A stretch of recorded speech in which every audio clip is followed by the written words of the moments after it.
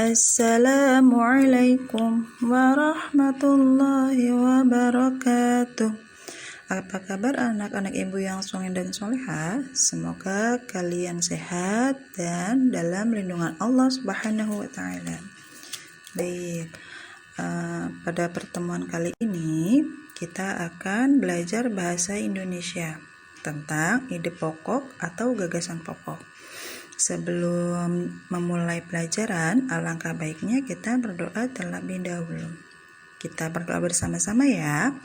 Bismillahirrahmanirrahim.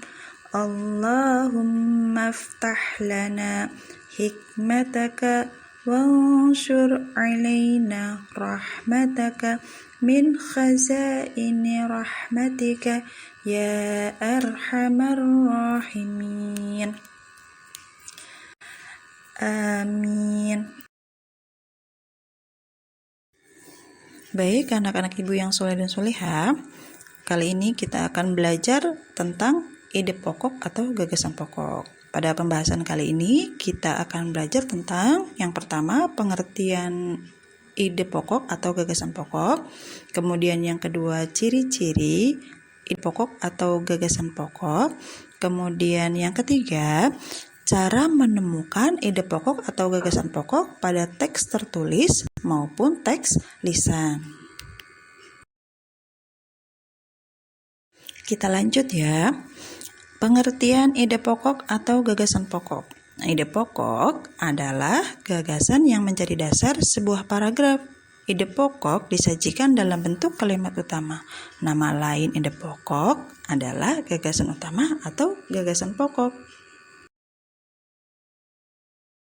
Selanjutnya, ciri-ciri ide pokok atau gagasan pokok. Nah, yang pertama, ciri-cirinya adalah memiliki kalimat pengembang.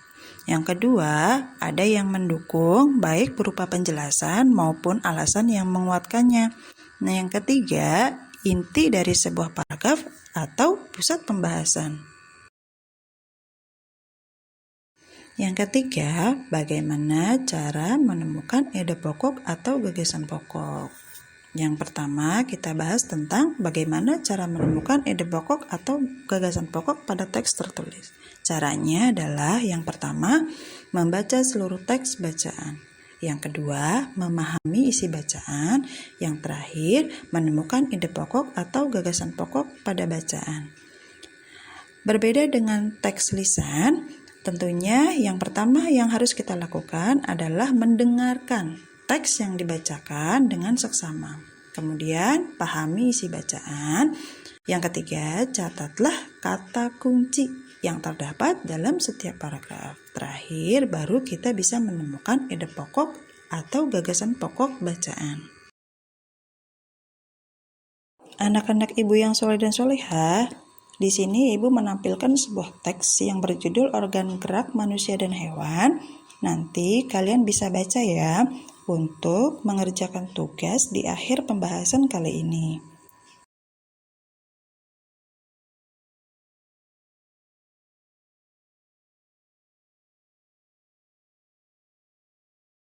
Baik, kita bahas paragraf 1 ya.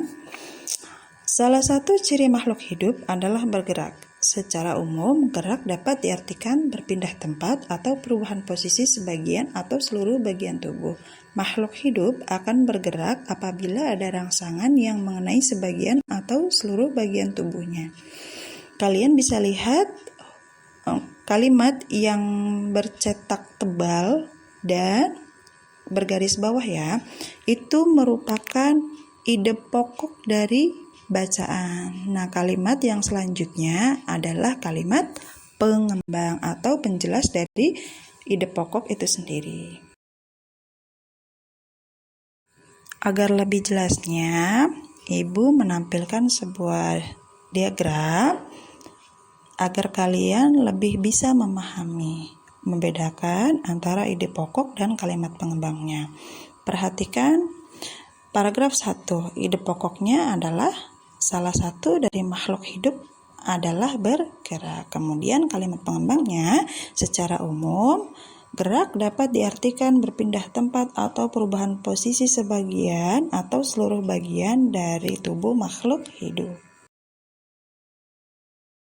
Alhamdulillah, pembahasan kali ini telah selesai. Selanjutnya kalian kerjakan tugasnya ya di buku tulis bahasa Indonesia. Semangat mengerjakan. Wassalamualaikum warahmatullahi wabarakatuh.